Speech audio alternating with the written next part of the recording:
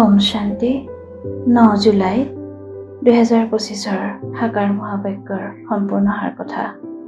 মৰমৰ সন্তানসকল, পিতা আহিছে তোমালোকক জ্ঞান ৰত্ন দিবলৈ। পিতাই তোমালোকক যি শুনাই বা বুজাই সেয়া হৈছে জ্ঞান। জ্ঞান ৰত্ন জ্ঞান সাগৰৰ বাহিৰে কোনেও দিব নোৱাৰে। প্ৰশ্ন: আত্মাৰ মূল্য কম হোৱাৰ মুখ্য কাৰণ কি? উত্তৰ: আত্মাৰ মূল্য কম হৈ যায় খাট বিকাৰৰ লেপ পৰাৰ বাবে। যেনেকৈ সোণত অন্য ধাতু মিহলি কৰি অলংকাৰ তৈয়াৰ কৰিলে তেতিয়া তাৰ মূল্য কম হৈ যায়, তেনেকৈ আত্মা যি বিশুদ্ধ সোণ, তাত যেতিয়া অপবিত্ৰতাৰ খাট পৰে তেতিয়া মূল্য কম হৈ যায়। এই সময়ত তমপ্ৰধান আত্মাৰ কোনো মূল্য নাই, শৰীৰৰো কোনো মূল্য নাই।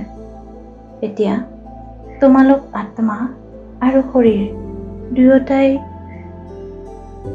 পিতাৰ স্মৃতিৰে মূল্যৱান হৈ আছে।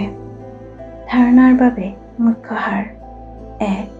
পিতাৰ পৰা পুৰা উত্তৰাধিকাৰ ল'বলৈ যি কোৱা সেয়াই যাতে কৰা, তাৰ পুৰুষাৰ্থ কৰিব লাগে, মহজিদ হ'ব লাগে। 2. সদায় যাতে স্মৃতিত থাকে যে আমি শান্তিৰ সাগৰৰ সন্তান, আমি শান্তিত থাকিব লাগে।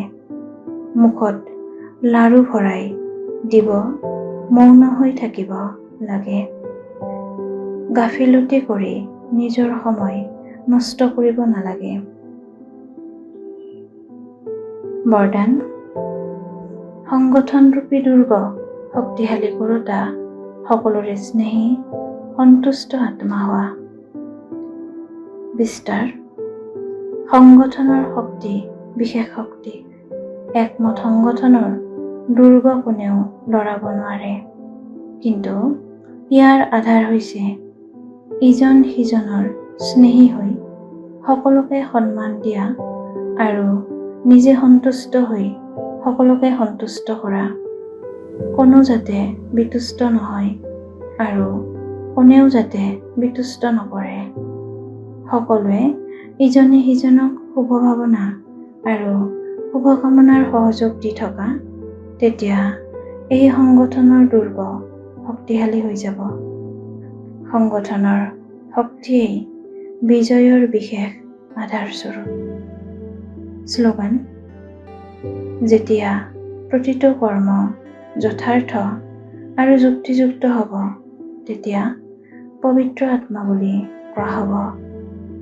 অব্যক্ত সংকেত: সংকল্প শক্তি জমা কৰি শ্ৰেষ্ঠ সেৱাৰ নিমিত্ত হোৱা। প্ৰতিগৰাকী সন্তানে নিজৰ প্ৰতি আৰু সেৱাৰ প্ৰতি যি উৎসাহজনক ভাল ভাল সংকল্প কৰে যে এতিয়াৰ পৰা এইটো কৰিম, এনেকৈ কৰিম, অৱশ্যে কৰিম, কৰিয়েই দেখুৱাম,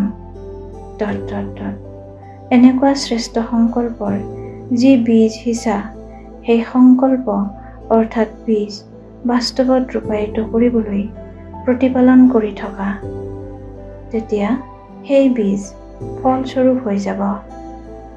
ওম শান্তি।